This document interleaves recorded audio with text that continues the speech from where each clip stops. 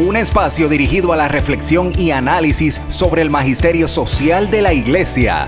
Un panel de altura que discute la realidad actual guiado por los documentos magisteriales. Los expertos ya están listos para arrancar tu programa Iglesia, Estado y Sociedad.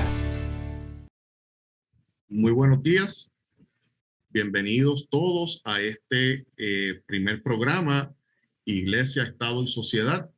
Un programa que produce el Instituto de la Doctrina Social de la Iglesia de la Pontificia Universidad Católica de Puerto Rico. Estamos muy contentos de acompañarlos en esta mañana y los continuaremos acompañando semanalmente con este espacio que queremos que sea un espacio de reflexión, de análisis sobre la doctrina social de la Iglesia, sobre los documentos que la Iglesia produce, genera y lo que son las enseñanzas, ¿verdad? de nuestro magisterio social. La doctrina social de la Iglesia es aquella enseñanza doctrinal que nos invita a cada uno de nosotros, los laicos principalmente, a vivir nuestra vida iluminada por los principios del Evangelio, iluminados por los principios de la verdad absoluta que representa Jesucristo, y nos llama a ser forjadores de un mejor mundo, ¿verdad? Y a defender la dignidad de cada ser humano y buscar el bien común y el desarrollo de cada ser humano que hay en este planeta. Así que eso es lo que vamos a estar haciendo durante este programa, que como les dije, lo comenzamos hoy, pero estaremos con ustedes semanalmente en este mismo espacio con nuestra reflexión.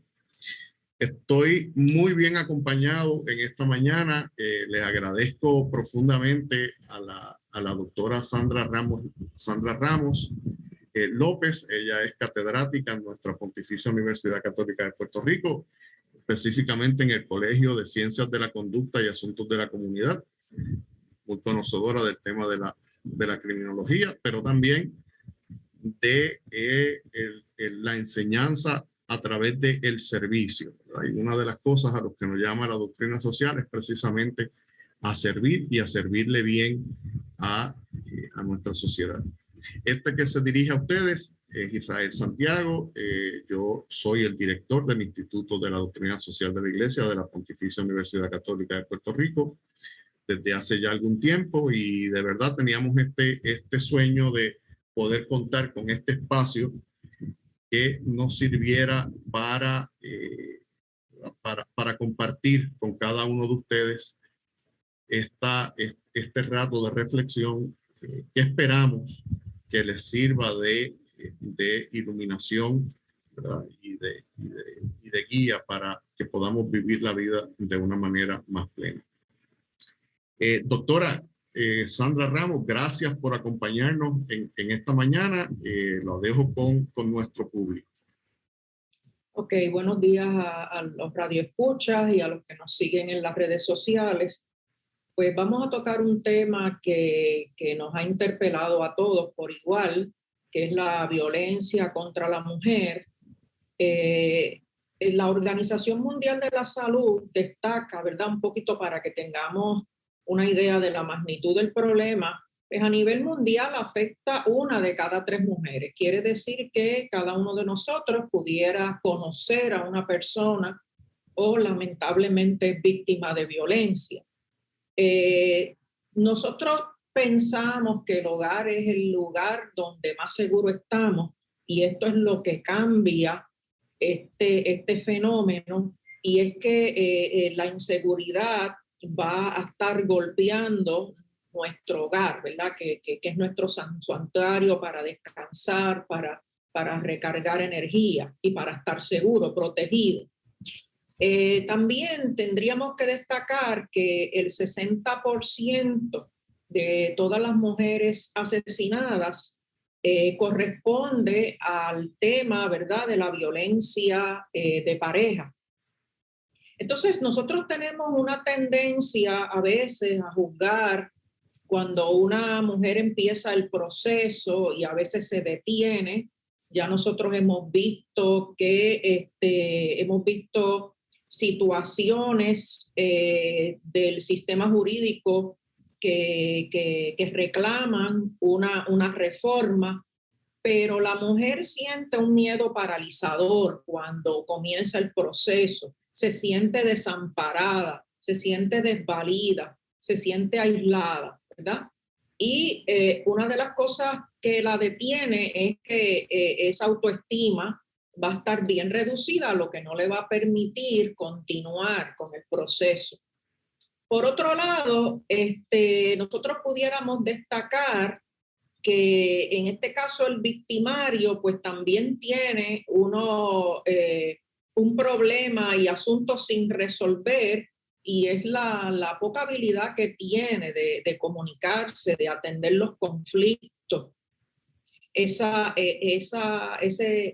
interacción de la violencia, de esa tensión, también conflicto, porque con un conflicto matrimonial por la situación económica que vive el hogar, y porque en este año y medio pues hemos estado encerrados, y eso va a exacerbar obviamente los conflictos sin resolver, ¿verdad? Y por otro lado, a nivel social, pues nosotros tenemos un pobre capital social. Las personas dicen, yo no tengo que intervenir, yo no tengo nada que hacer, y esta es la razón principal por la que estamos haciendo este programa, ¿verdad? Para involucrarnos en esta posible solución. La mujer también siente mucha vergüenza, ¿verdad? Porque tiene que comunicar aspectos íntimos en un tribunal, y el que no ha pasado por ese proceso puede pensar que es un proceso fácil, que es un proceso que se tiene que hacer para acceder a la justicia, pero este proceso también está rodeado de una falta de apoyo, de una falta de comprensión, y también los medios de comunicación abonan a esa falta de comprensión también, ¿verdad? Ahora, si me permite, quisiera resaltar un punto importante que usted trajo en lo que nos estaba mencionando, ¿verdad? Y es el asunto de cómo nosotros podemos colaborar para atender este grave problema de violencia que sufre el país, y que ciertamente se refleja en ese problema de la violencia contra la mujer y la violencia intrafamiliar.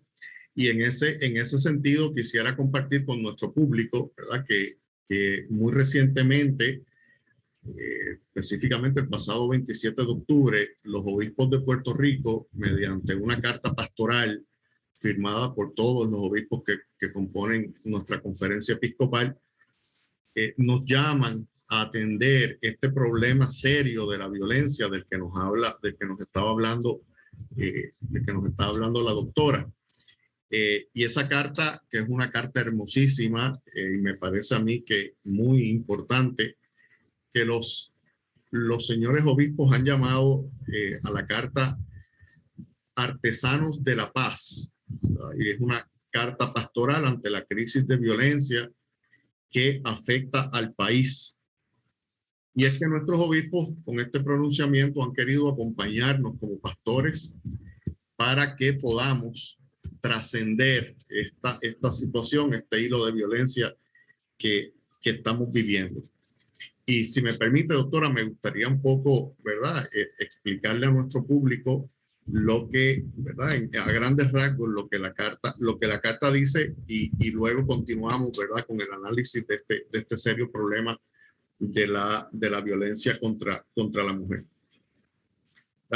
Los obispos en esta carta siguen de manera fiel lo que es ya una modalidad, ¿verdad?, de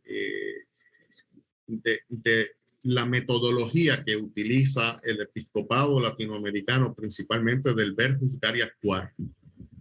Entonces, ellos comienzan esta carta diciéndonos, ¿verdad?, que las manifestaciones violentas en Puerto Rico nos hieren cada día más y nos causan terror cuando se trata no solo de pérdidas de vida, ciertamente las pérdidas de vida de damas, de mujeres a manos de sus esposos y tantos otros casos de violencia intrafamiliar. Y también identifican los asesinatos relacionados con el trasiego de drogas ¿verdad? Y todo tipo de violencia intrafamiliar. Y nos hacen un llamado a que reconstruyamos el tejido social, religioso, ético y cultural de nuestro pueblo. Y para eso es que nos quieren, ¿verdad? Nos quieren dirigir, nos quieren acompañar. Comienzan diciéndonos los obispos de Puerto Rico que la violencia nace donde se ha quebrado la paz del alma y se ha perdido la esperanza de mejorar la calidad de vida. Esto es una realidad que nosotros vivimos, ¿verdad? Se nos dice constantemente que vivimos en una sociedad que es violenta, pero muy pocas veces nos sentamos a mirar, ¿verdad? Las razones detrás de esa violencia. Por eso los obispos en esta carta nos llaman, y cito del número 8 de la carta, en el fondo, para superar la violencia debemos preguntarnos no en primer lugar por lo que nos han hecho, sino por lo que somos y de dónde vienen nuestras reacciones. Así que esta carta comienza haciéndonos un llamado, que me parece a mí un llamado importante, a que nos miremos cada uno de nosotros como persona, como ciudadano, como parte de la iglesia, a ver si nosotros estamos viviendo y promoviendo con nuestras acciones la vida pacífica, ¿verdad? Esa paz a la que todos aspiramos. Luego la carta pasa a hacer un análisis y a hacer el ver, ¿verdad? Y el juzgar de la metodología, y nos presenta distintas situaciones en las que estamos viviendo, que son situaciones de paz, como reglas de conflicto, disculpen, de violencia. Como regla general, nosotros identificamos como violencia, ¿verdad? Las agresiones físicas, las muertes, los asesinatos, pero hay otros tipos de violencia que nos hacen tanto daño o más que los problemas del narcotráfico y de las heridas y las agresiones. Por ejemplo, los obispos nos dicen que nosotros, Puerto Rico como sociedad, y es muy cierto, hemos ido acumulando altos niveles de tensión a raíz de los pasados huracanes, terremotos, las tensiones sociopolíticas como las que desembocaron en el verano del 2019 y actualmente la pandemia del COVID-19, que como nos decía la doctora, como nos decía usted, doctora, hace un ratito, ciertamente ha exacerbado estos niveles de violencia, principalmente la violencia intrafamiliar y las agresiones contra la mujer. Pero también nos dice, y esto me parece importante, como tomarlo como punto de partida o de raíz al problema de la violencia, dice que estas situaciones solo se agregan a lo que ya estaba más en el fondo del problema de la violencia en el país, como es el creciente empobrecimiento de la clase media y baja, la degradación ambiental, el colonialismo porque ha vivido Puerto Rico durante toda su historia, la quiebra del gobierno y las decisiones de la Junta de Supervisión Fiscal, muchas de las cuales añaden mayores cargas a una sociedad que ya vive en una incertidumbre muy grande.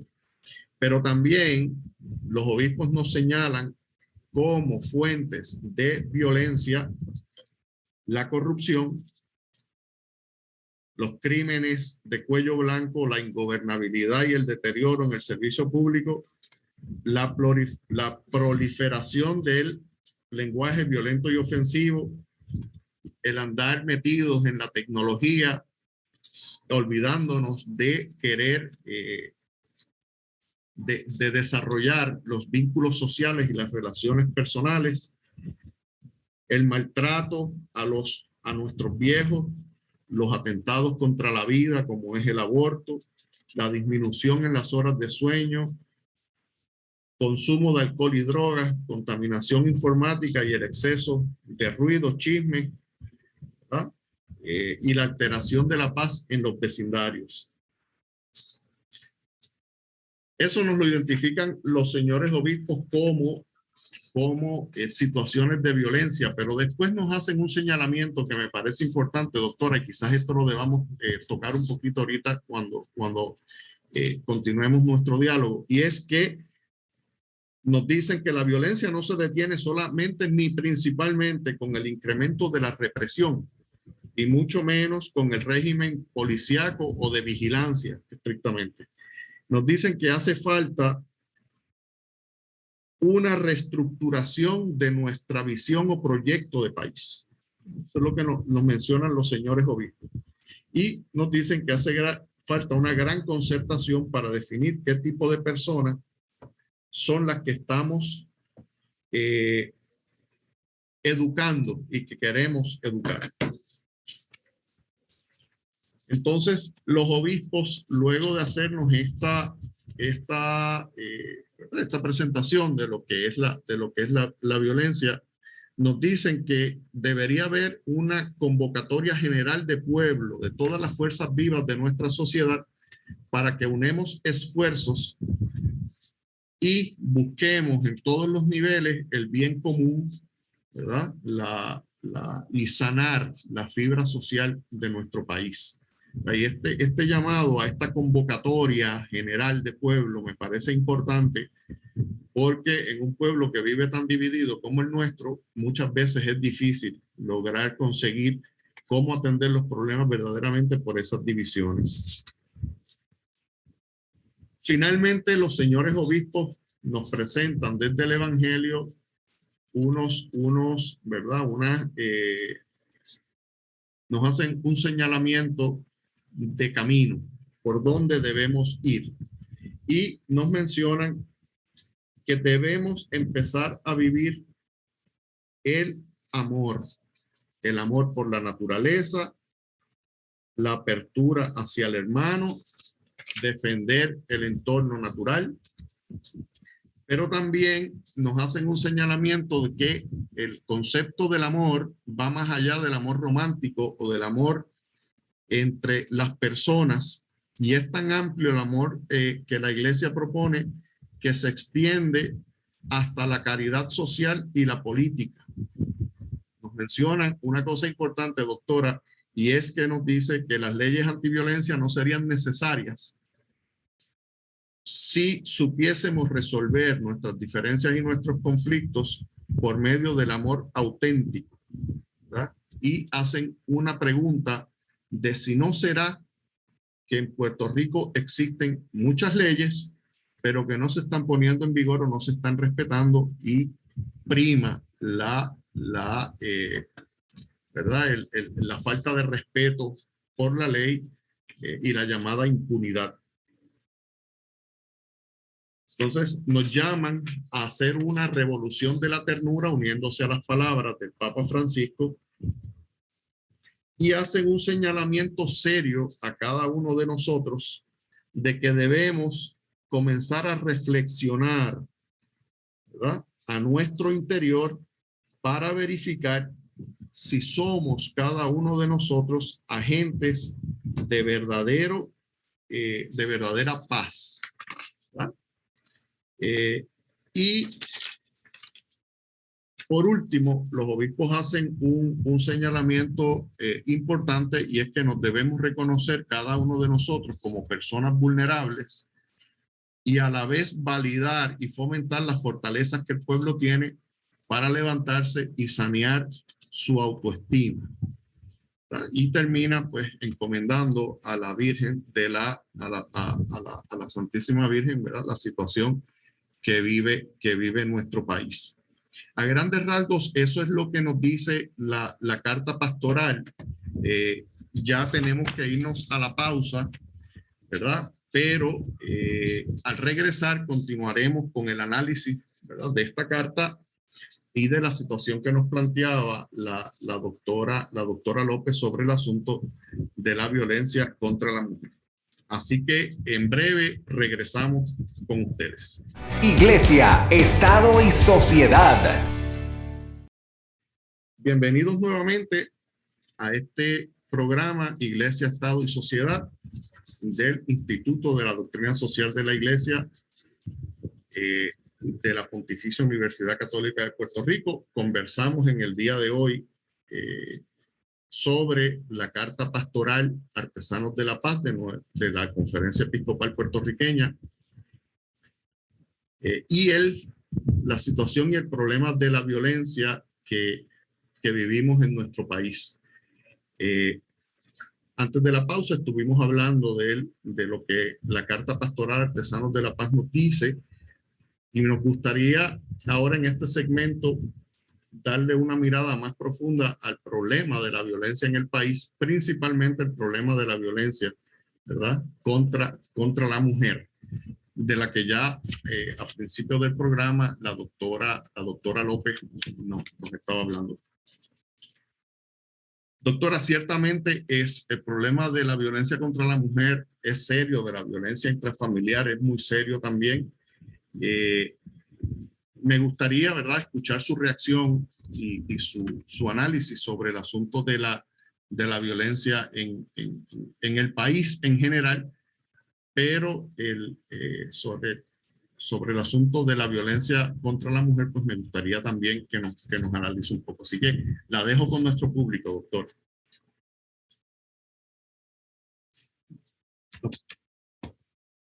Estamos pasando por una situación de violencia.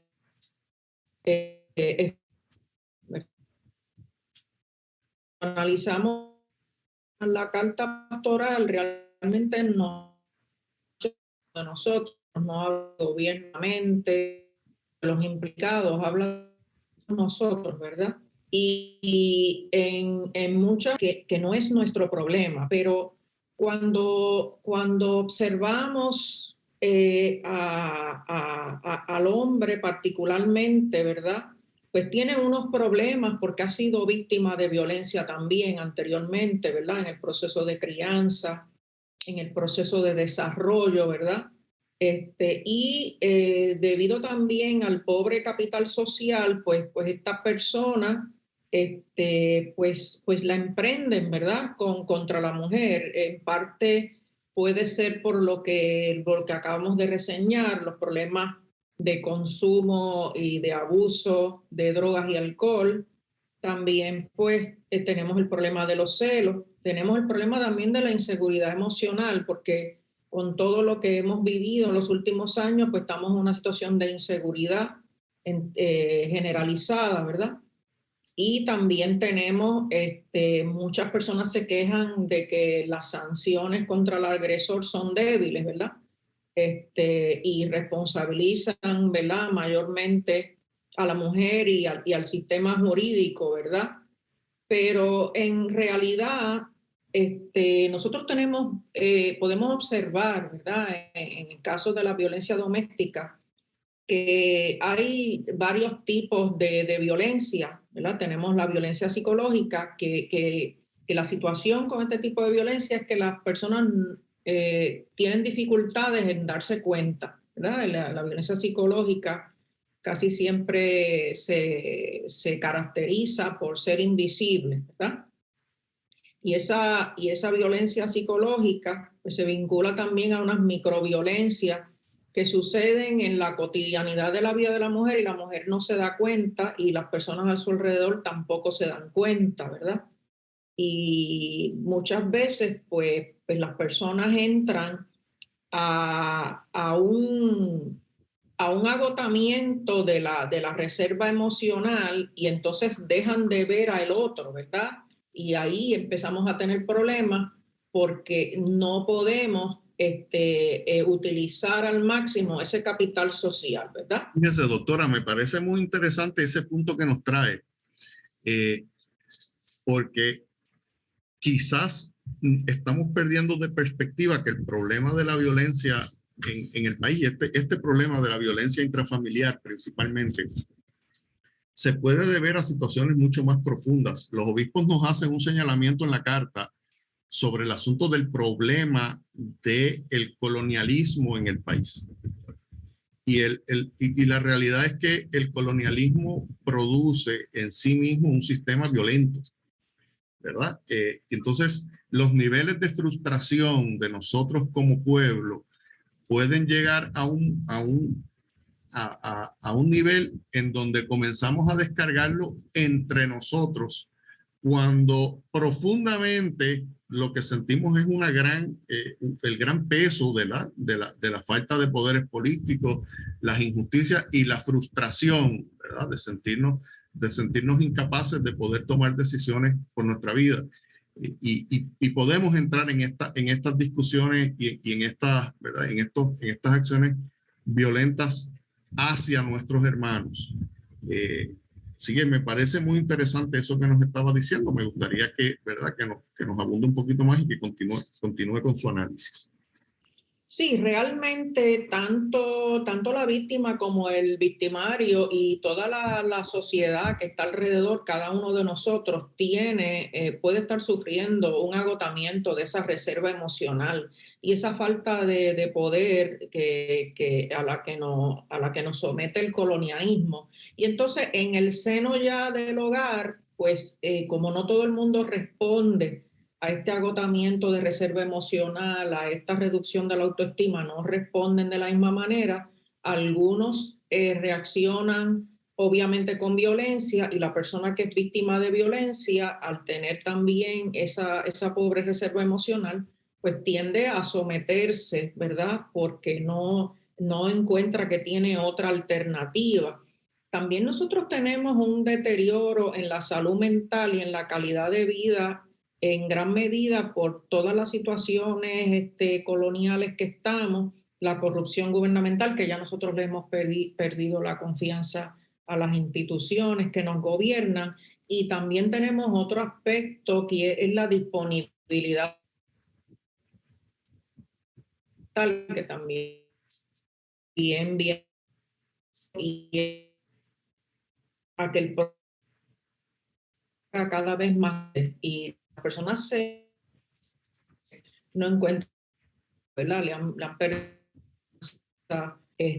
al sistema judicial y al mismo tiempo no tenemos acceso a los servicios de salud mental. Y entonces, adivinen qué, entonces las redes sociales reclaman ese espacio que no se está llenando, ¿verdad? Ese espacio de información, ese espacio de alternativa, pues no se llena adecuadamente con las redes sociales.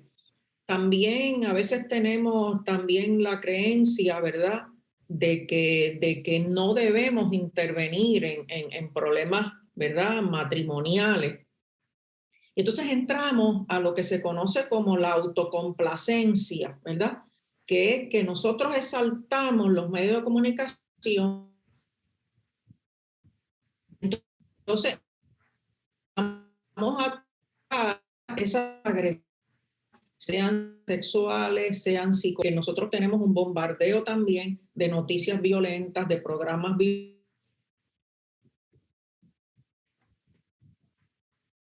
Una de las cosas que nos podría ayudar es declarar, obviamente la Organización Mundial de la Salud lo reconoce como un problema de salud pública, pero además de reconocerlo, tiene que formar parte del plan como país, como decía usted hace un ratito, que realmente nos enfocamos a castigar, a trabajar con la policía y realmente, como no lo consideramos como un problema de salud pública, pues entregamos el problema solamente a la parte de sanción, no trabajamos con que la víctima pueda desarrollar la autoestima que necesita para seguir adelante con el proceso, y tampoco, como no tenemos el elemento salud pública incluido en el plan de país, pues entonces no le damos rehabilitación al victimario tampoco, no le damos la oportunidad de que esta persona pueda tener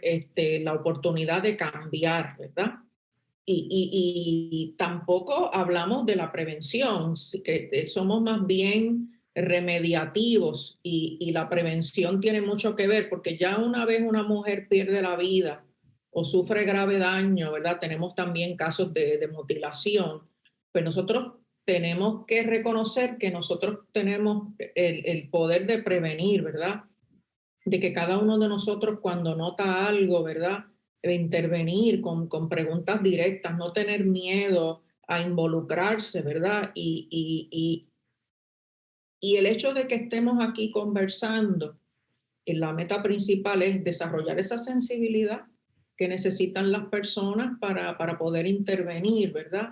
Y las personas tienden a pensar en sus propios problemas y han desarrollado, ¿verdad?, una insensibilidad para poder sobrevivir y entonces pierden de perspectiva que cuando el otro está bien, todos nosotros pues podemos poder participar mejor del bienestar, ¿verdad?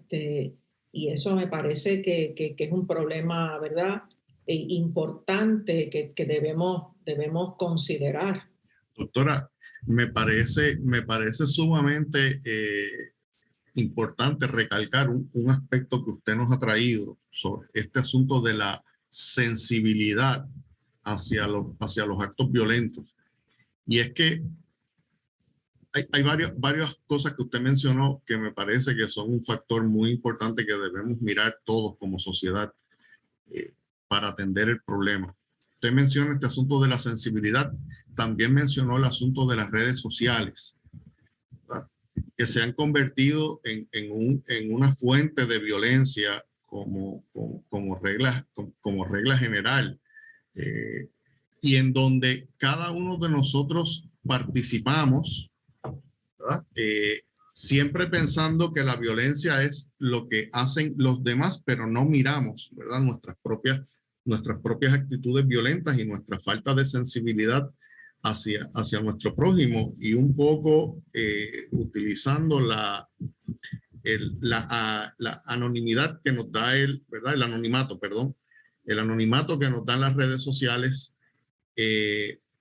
pues nos tomamos libertades que contribuyen de manera seria al ambiente de violencia, en el país. Yo creo que por eso es que los obispos nos hacen este señalamiento, que cada uno de nosotros nos miremos, ¿verdad?, por dónde es que estamos caminando y por dónde van nuestras actitudes.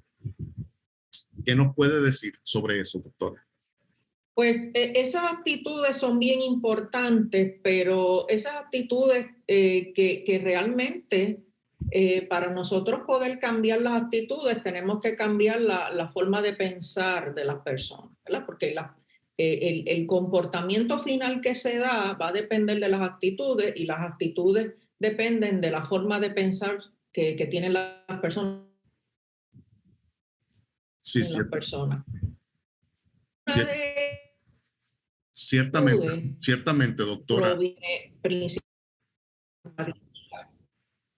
Sí, ciertamente las formas de pensar es lo que tenemos que cambiar. Sí, si nosotros, por ejemplo, y es lo que desanima a muchas personas, y por eso a veces piensan como piensan.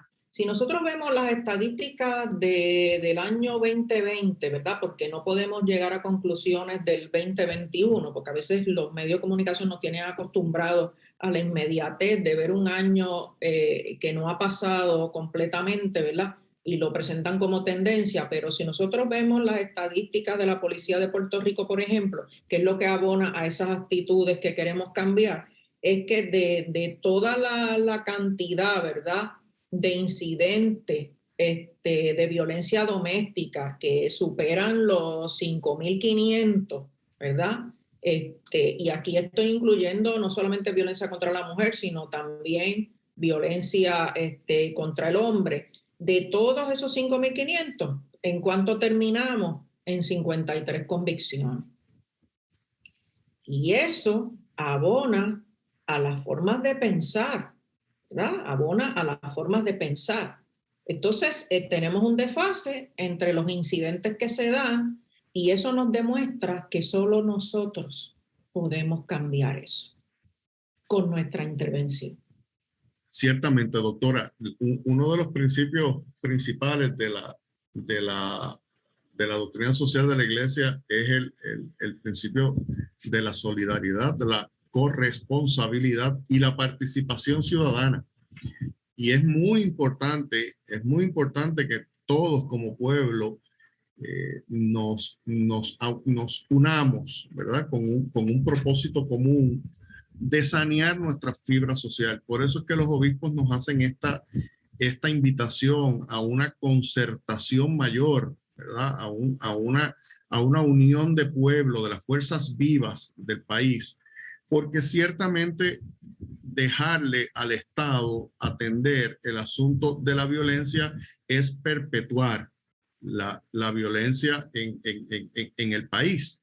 El Estado no solamente es incapaz de atender el problema de la violencia de manera sistemática, porque, como dice un muy buen amigo mío, la moral, ¿verdad? Y los valores no se pueden legislar. Entonces, nosotros tendemos a pensar siempre que todo hay que legislarlo, que todo hay que atenderlo por la vía de la ley, por la vía punitiva, pero la realidad es que esa no es la vía. Entonces, pues todo el mundo un poco sabe en dónde está el problema, que el problema policial no es la vía, pero lo que falta es la voluntad del pueblo, la voluntad de cada uno de nosotros de salir de nuestro espacio, de salir de nuestra zona de comodidad, enrollarnos las mangas y ponernos a trabajar. Ponernos a trabajar con acciones muy sencillas. Comenzar por mirar las actitudes violentas que cada uno de nosotros tenemos y comenzar a cambiarlas. Para toda gran marcha hay que dar un primer paso. Así que no estamos hablando de que tengamos que convertirnos en grandes científicos sociales. Lo que tenemos es que empezar a entendernos nosotros mismos, a mirarnos de manera sincera. Y a eso es a lo que los señores obispos nos invitan. Y como usted muy bien nos dice, ciertamente el no hacerlo y quererle dejar en las manos del Estado, lo único que va a hacer es aumentar la frustración, porque el Estado no tiene las herramientas para cambiar los valores de la sociedad. ¿Qué nos dice sobre esto, doctora? Sí, eso es muy cierto. Nosotros debemos entender que cada uno de nosotros también es víctima de violencia a mayor o menor grado.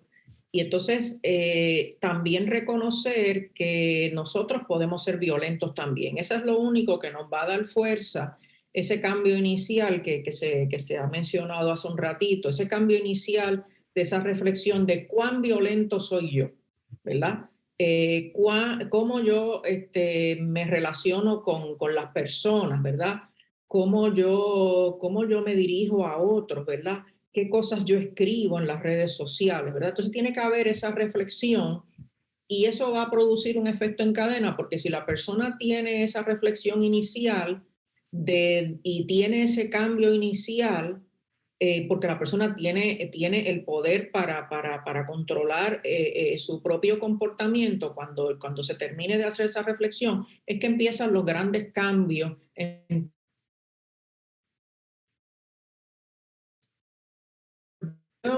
pero también que la policía es víctima de violencia también. Es un trabajo violento que muchos de nosotros criticamos, pero deberíamos examinar si nosotros estamos dispuestos, por la escala al que ellos están, de nosotros trabajo, y a veces reclamamos lo que nosotros ni siquiera tenemos el atisbo de llegar al mínimo de esas funciones, y reclamamos que otras personas tienen superpoderes para cambiar un poquito, para distanciarme del problema y encargar entonces ese problema a otro. Eso es parte de la debilidad emocional que muchos de nosotros podemos tener, y creo que es el objetivo del programa, me parece.